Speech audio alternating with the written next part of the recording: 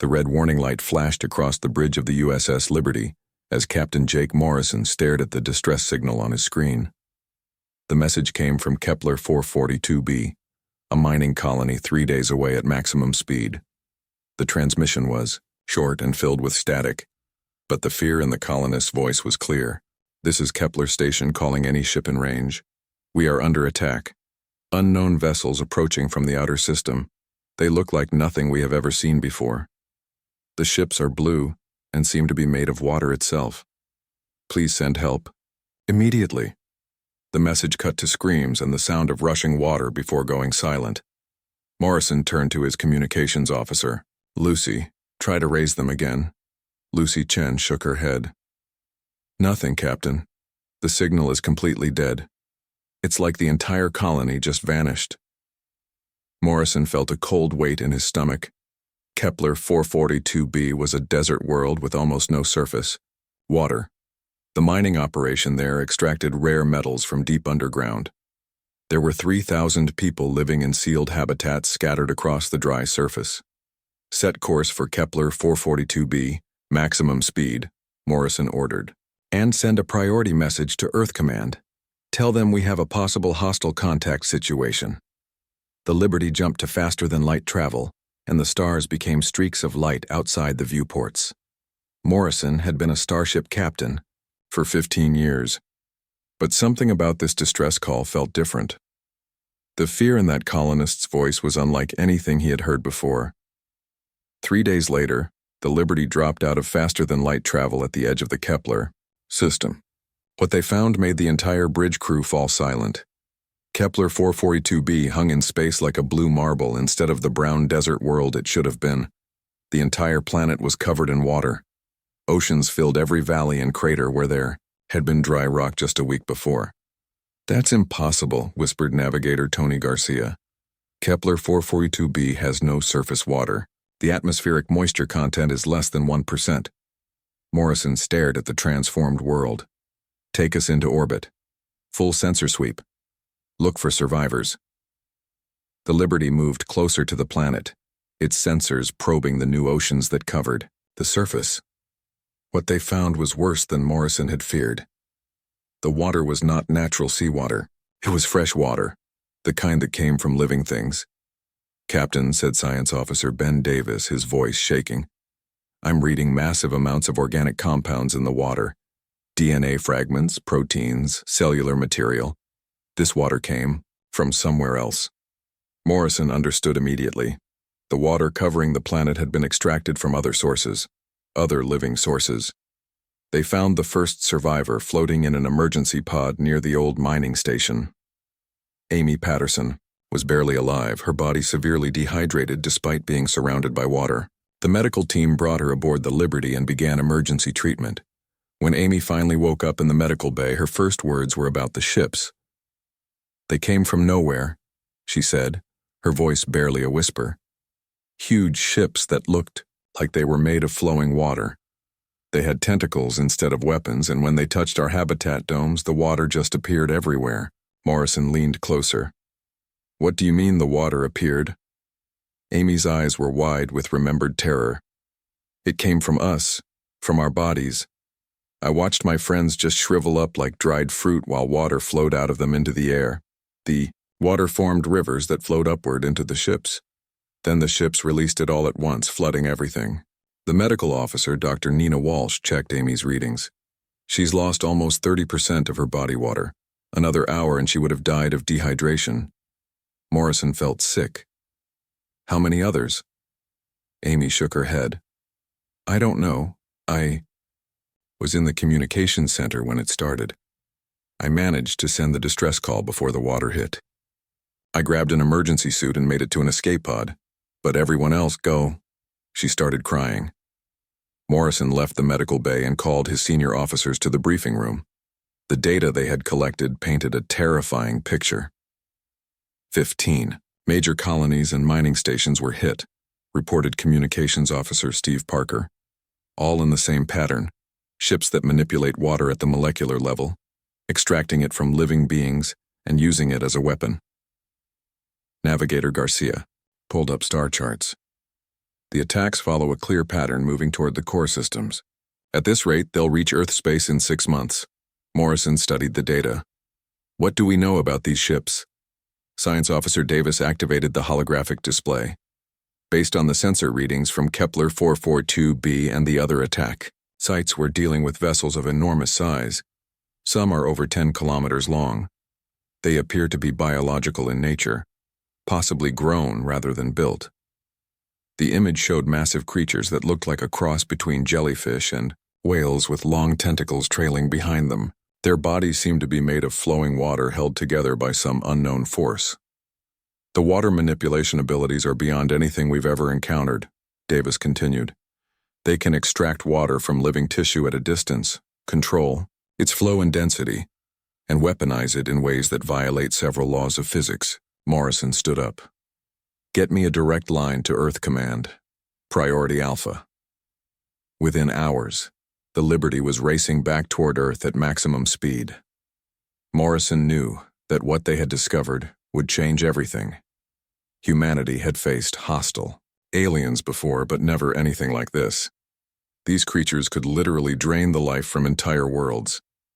As the Liberty jumped back into faster-than-light travel, Amy Patterson sat in the observation deck, staring out at the stars.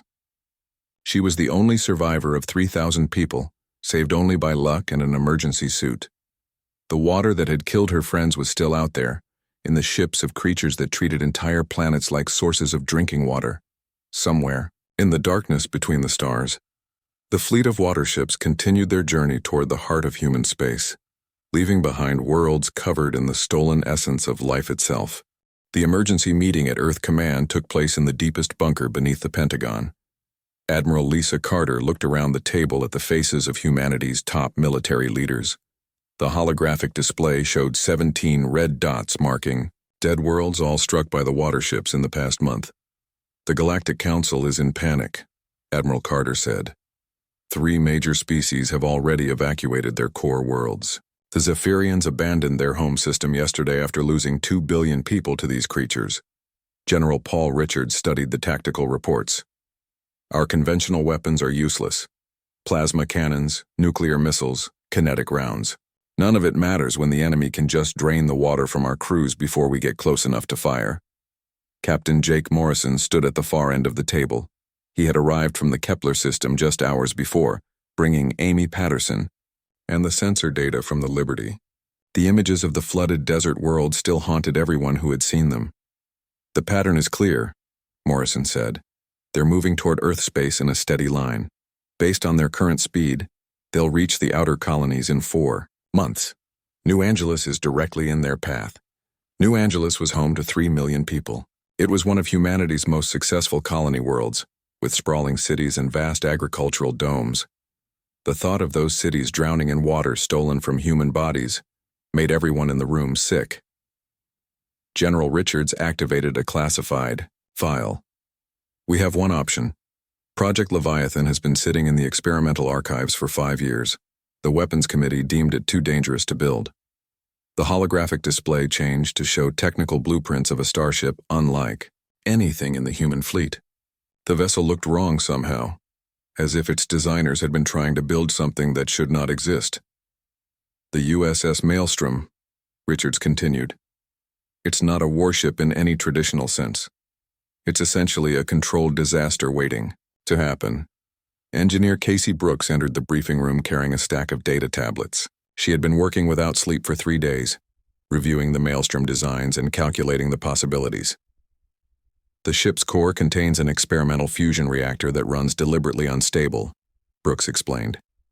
Instead of controlling the fusion reaction, we let it build toward critical overload while using magnetic fields to contain the energy for as long as possible. Admiral Carter frowned. That sounds like a suicide mission. It is, Brooks said simply. The reactor will eventually reach critical mass and explode with the force of a small star. The question is whether we can get it close enough to the enemy before that happens.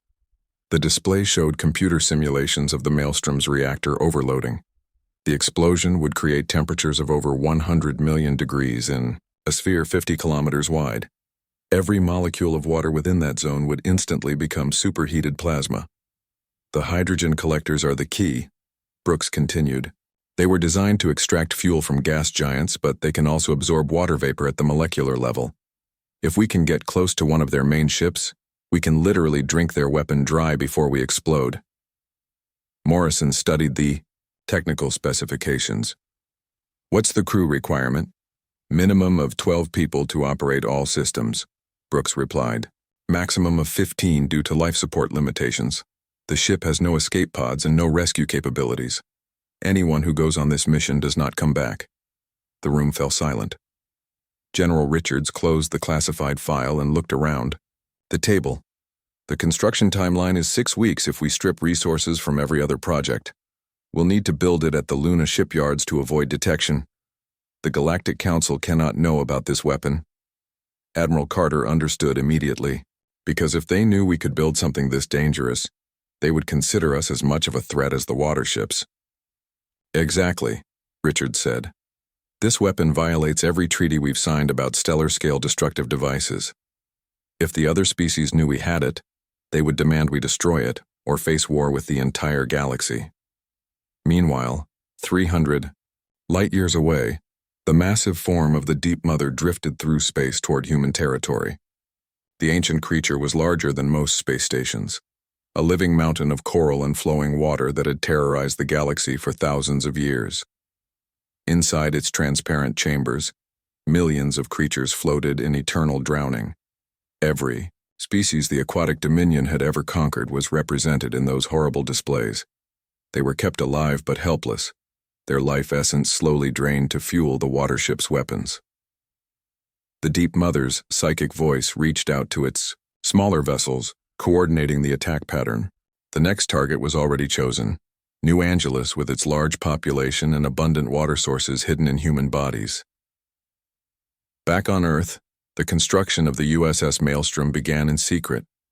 The Luna shipyards worked around the clock, building a vessel that violated every principle of safe engineering. The fusion reactor was designed to fail. The hull was built to contain an explosion that would destroy it.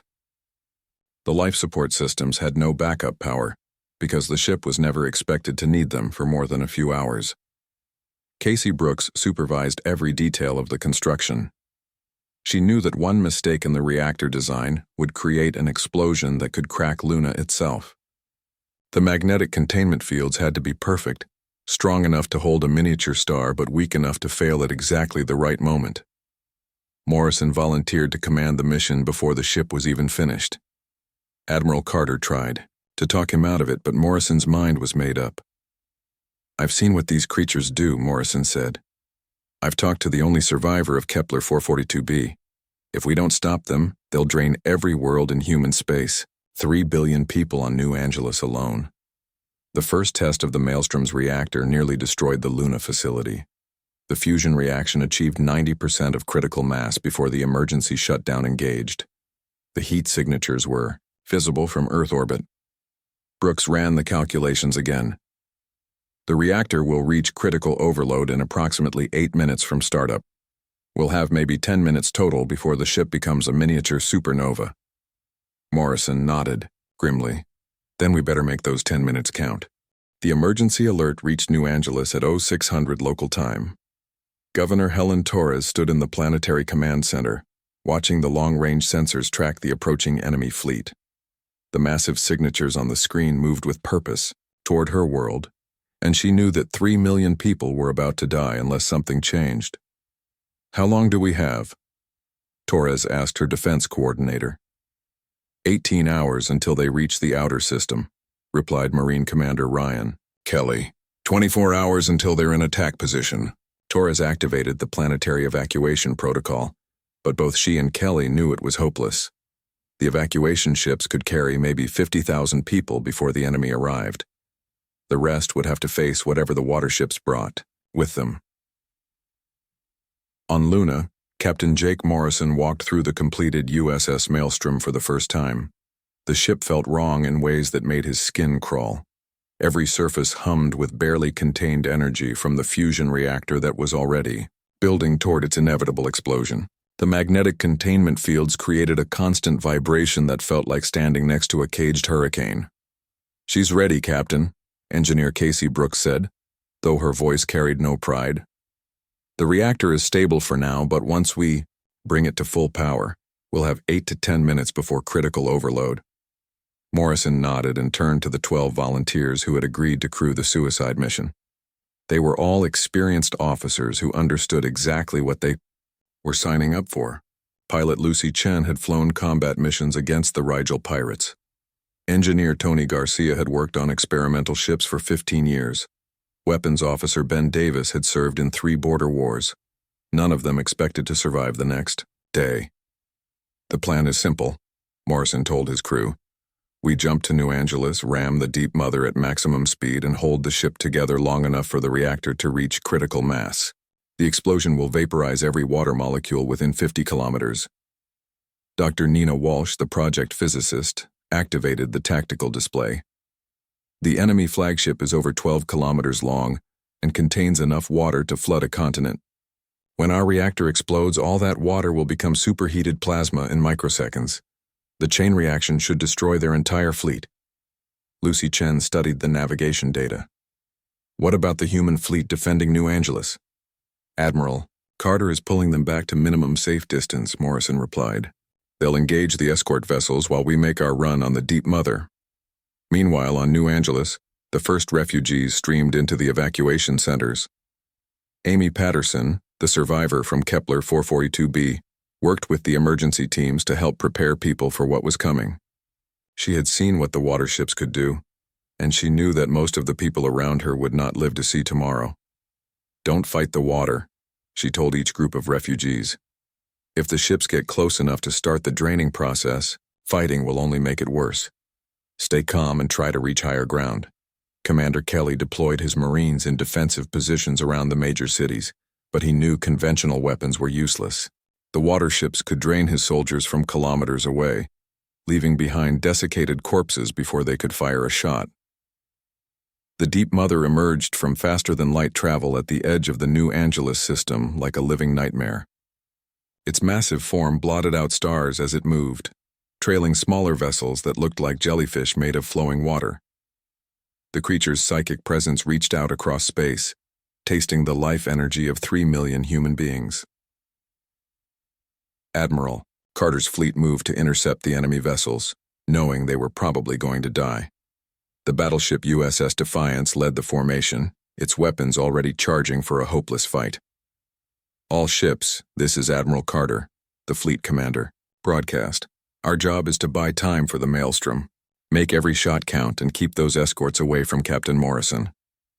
The USS Maelstrom jumped into the system just as the battle began. Morrison felt the fusion reactor surge to full power, and the countdown to destruction started immediately. 8 minutes and 30 seconds until the ship became a miniature star. "Pilot, take us straight at the Deep Mother," Morrison ordered. "Maximum speed, direct approach." The Maelstrom accelerated toward the massive alien vessel, while the space around them filled with weapons fire. The human fleet engaged the escort ships, drawing their attention away from Morrison's suicide run. Captain Steve Parker's cruiser, the USS Ranger, deliberately rammed one of the water ships to clear a path. His final transmission was simple. "Good luck, Jake. Make it count."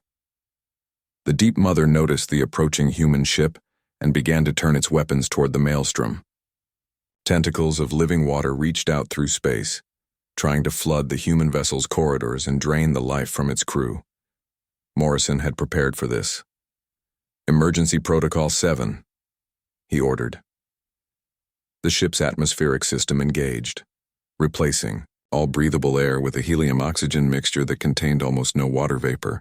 The crew switched to emergency breathing apparatus as the tentacles of water smashed against the hull, finding nothing to grab onto.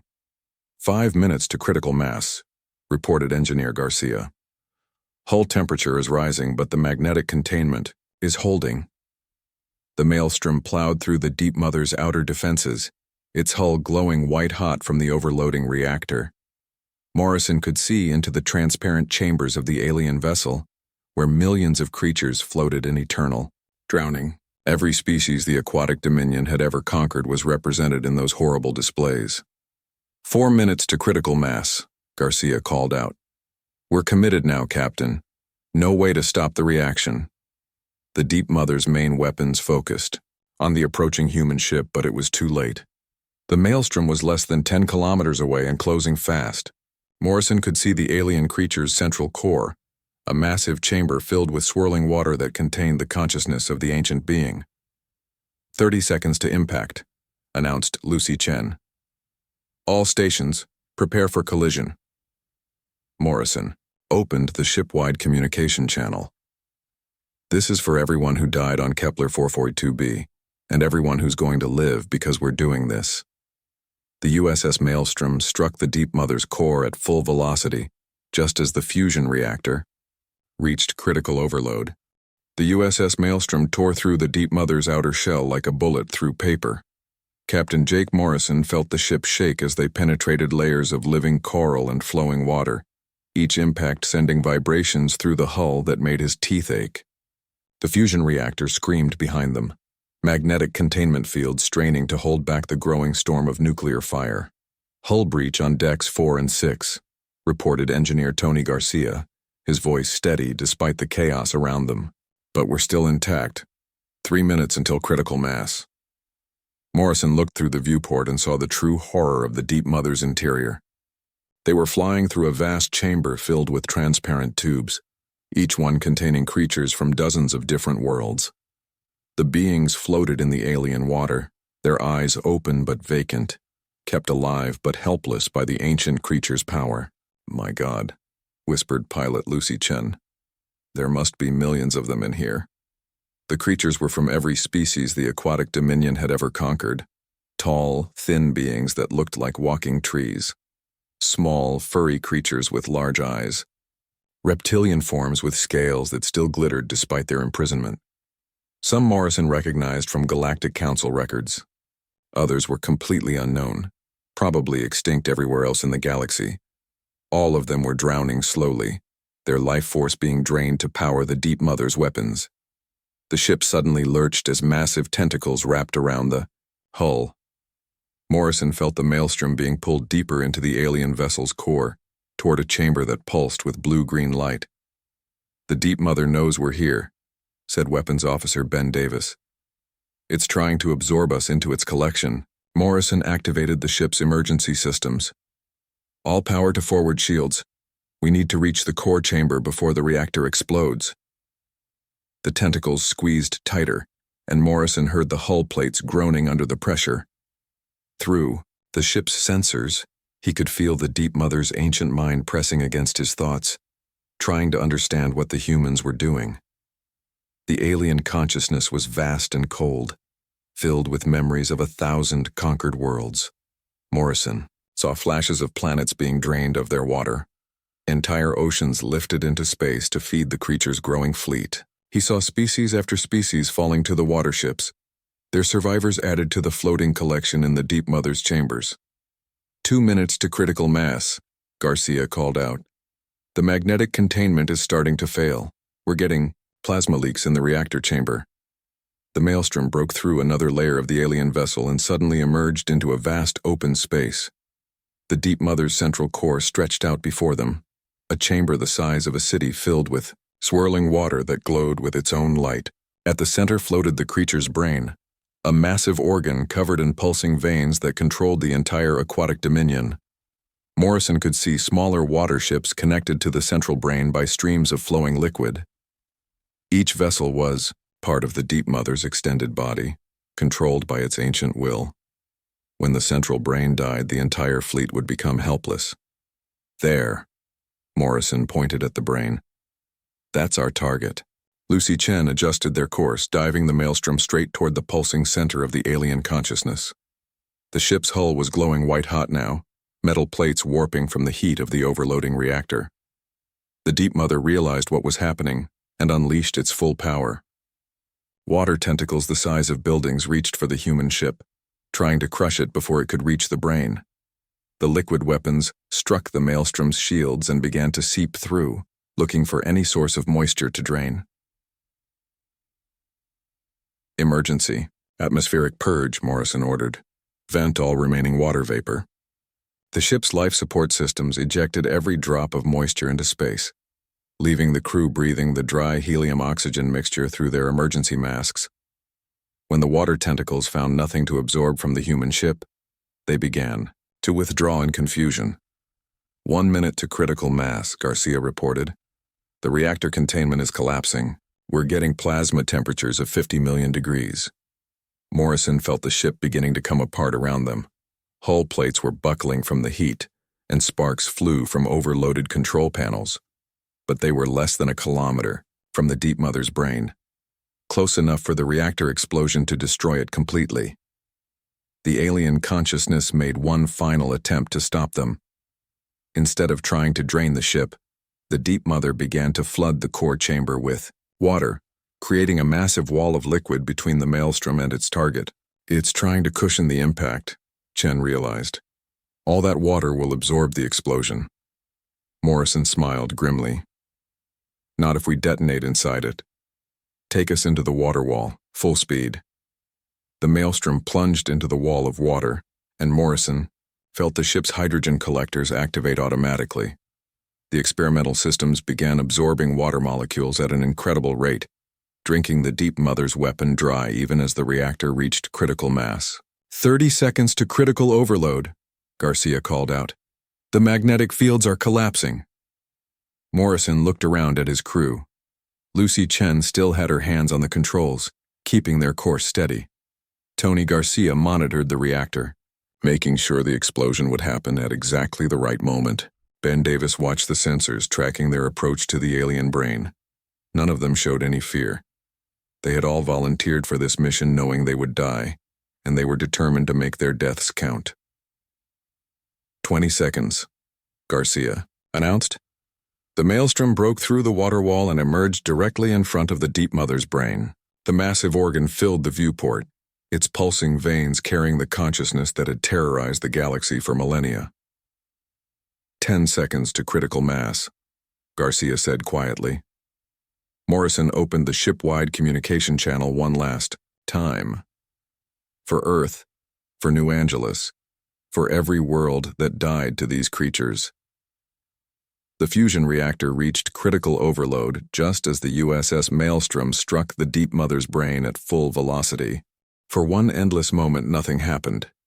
The USS Maelstrom sat buried deep inside the Deep Mother's brain, its reactor containment fields holding back 100 million degrees of nuclear fire.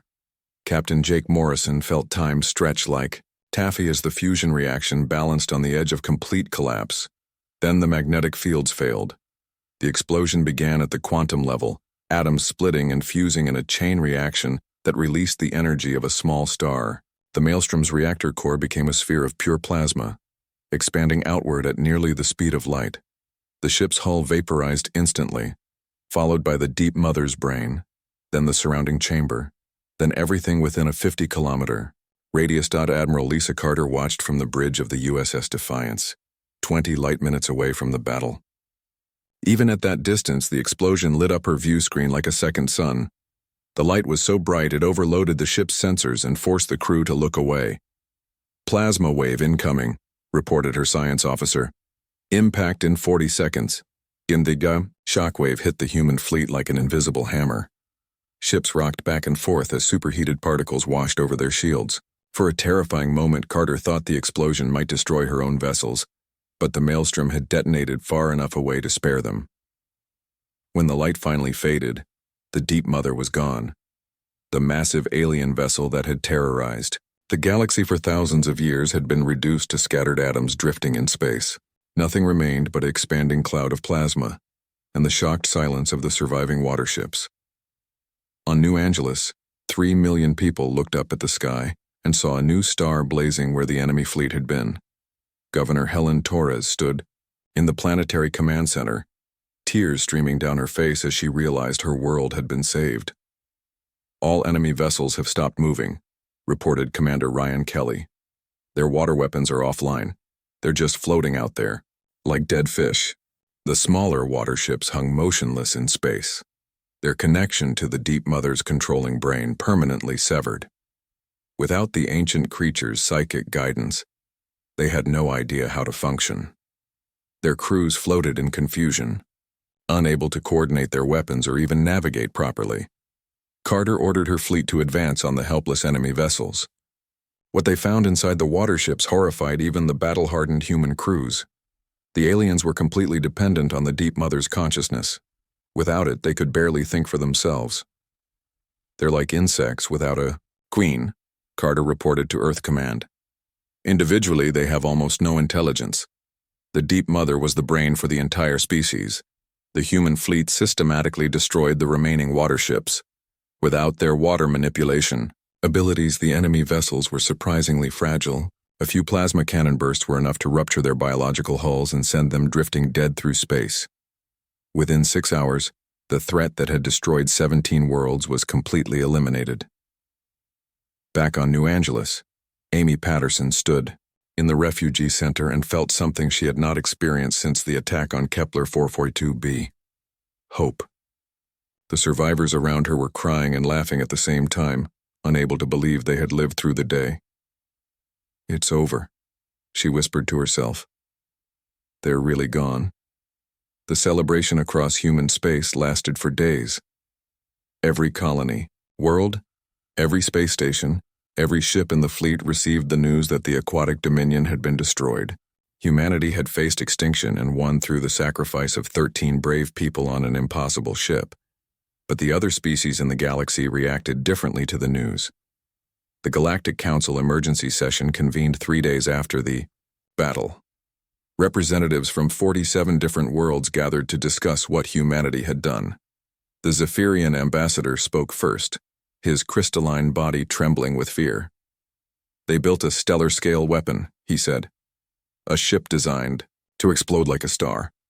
Do you understand what this means?" The Rigel delegate nodded agreement. The humans solved their problem by creating something even more dangerous than the water ships. They made a weapon that could crack planets. Ambassador Sarah Kim represented humanity at the council session. She had expected gratitude for saving the galaxy, but instead found herself facing accusations and demands. "How many of these weapons do you have?" asked the Centauri Prime Minister. "The Maelstrom was unique," Kim replied honestly. "It was built specifically to destroy the Deep Mother. All research data and blueprints have been classified." The room erupted in angry voices. Several species demanded that humanity share the weapon technology. Others insisted that humans must never build such devices again. A few suggested that humanity itself had become too dangerous to trust. Kim stood up and addressed the council directly. "We did not want to build this weapon. We built it because we had no choice. The aquatic dominion would have killed billions of people if we had not stopped them." "But you did build it," the Zephyrian ambassador replied. "You proved that humans are willing to create weapons that terrify even yourselves. What happens the next time you face a threat? Will you build something even worse?" Kim had no answer for that question, because she knew the ambassador was right. Humanity had crossed a line when they built the Maelstrom. They had proven they could create weapons that violated every principle of safe engineering. The council session ended without any formal resolutions, but Kim could see the fear in the other delegates' eyes. Humanity had saved the galaxy, but, in doing so, they had revealed something about themselves that scared their allies. On Earth, the USS Maelstrom project files were sealed in the deepest vaults of military intelligence. General Paul Richards personally oversaw the destruction of all technical data, ensuring that no one could ever build another such weapon. "We opened a door that should have stayed closed," Richards told Admiral Carter. "The next time we face an existential threat, we'll have to find a different solution." Carter nodded, but she wondered if that would be possible. The galaxy was a dangerous place, and humanity had just announced to everyone that they were willing to build weapons that could destroy solar systems. The terrible light of the Maelstrom's explosion continued to expand through space, carrying, with it, the news that humanity had become something new and frightening in the galactic community. 3 months after the destruction of the Deep Mother, Admiral Lisa Carter stood at the podium in Arlington Cemetery on Earth. Behind her, 13 new graves held the remains of Captain Jake Morrison and his crew. The USS Maelstrom had been completely vaporized in the explosion, but their sacrifice had saved billions of lives across the galaxy. The memorial service was attended by representatives from every human colony and dozens of alien species. The Galactic Council had sent formal delegations to honor the crew who had died to stop the aquatic dominion. But Carter could see the fear in their eyes as they looked at the human military leaders. Captain Morrison and his crew knew they would not survive their mission, Carter said to the assembled crowd. They volunteered anyway because they understood that some things are worth dying for. The freedom of entire worlds, the lives of billions, of innocent people, the right to exist without fear. Amy Patterson sat in the front row, wearing the black uniform of a diplomatic attaché. After surviving the Kepler 442b massacre, she had become humanity's special ambassador to the Galactic Council. Her job was to help other species understand why humans had built such a terrible weapon. But that job was becoming harder every day. The Zephyrian delegation had left Earth that morning after refusing to sign the new trade agreements. Their ambassador had been blunt about the reason. We cannot trust a species that builds weapons designed to destroy solar systems. Similar responses had come from the Rigel Consortium, the Andorian Alliance, and even the peaceful Tau Ceti colonies. Humanity had saved the galaxy, but now the galaxy was afraid of humanity. Carter finished her speech and stepped down from the podium. As the ceremony ended and people began to leave, she noticed a small group of human engineers talking quietly among themselves. She recognized Dr. Nina Walsh, the physicist who had designed the Maelstrom's reactor. "Admiral," Walsh approached her after the crowd thinned. "I need to show you something. It's about the weapon data we supposedly destroyed." Carter followed Walsh to a secure briefing room in the Pentagon. Inside, General Paul Richards was waiting with several classified files spread across the table. "Maelstrom project files were not completely destroyed," Richards said without preamble. "We kept copies of the basic reactor design and the theoretical framework, just in case." Carter felt a cold weight settle in her stomach. "In case of what?" "In case we need to build another one," Walsh replied. "The galaxy is full of dangers we haven't encountered yet. The aquatic dominion was just one threat among many." The files on the table showed improvements to the original Maelstrom design. New containment systems that could hold the fusion reaction, stable for longer periods, enhanced targeting systems that could deliver the weapon more precisely, theoretical designs for even more powerful reactors. "You've been working on this for 3 months?" Carter asked. "We never stopped working on it," Richards admitted. "The moment we proved the concept worked, we began thinking about how to make it better. That's what humans do, Admiral. We solve problems by building bigger hammers." Carter picked up one of the files and read the specifications. The new design could create explosions visible from neighboring star systems. It could crack planets, or boil away entire oceans. It was a weapon that made the original Maelstrom look like a firecracker. "This is exactly what the other species are afraid of," Carter said. "They think we're going to become the next galactic threat." "Maybe we are," Walsh said quietly. "Maybe that's what it takes to survive in this universe. The aquatic dominion ruled through fear for thousands of years. Now that they're gone, something else will try to take their place." Richards activated a holographic display showing galactic threat assessments. Red zones marked areas where hostile species were already expanding into former aquatic dominion territory. Unknown alien signals were being detected in the galactic rim. Ancient automated weapons platforms were waking up after millennia of sleep. "The galaxy is not a safe place," Richards continued. "The other species want to pretend that diplomacy and trade agreements will protect them from the next existential threat. But we know better.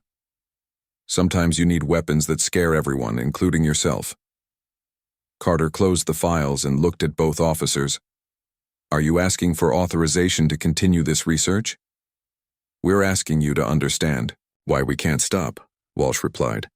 "Every time we use one of these weapons, we cross a line we can never uncross. But the alternative is letting our enemies cross lines that lead to human extinction." Meanwhile, in the diplomatic quarter of Geneva, Amy Patterson prepared for another difficult meeting with the Galactic Council representatives. The agenda was always the same: demands for humanity to surrender their advanced weapons technology or face economic sanctions. Patterson had grown tired of explaining humanity's position. The other species wanted the protection that human weapons provided, but they also wanted to control when and how those weapons were used. They wanted humanity to be their guardian and their subordinate at the same time.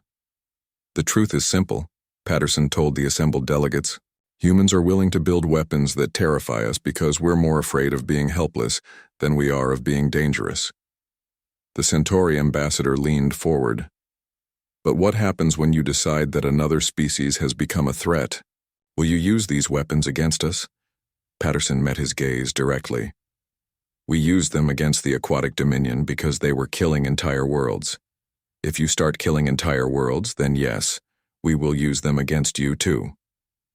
The room fell silent. Several delegates shifted uncomfortably in their seats, realizing what Patterson had just told them. Humanity had not built the Maelstrom to save the galaxy.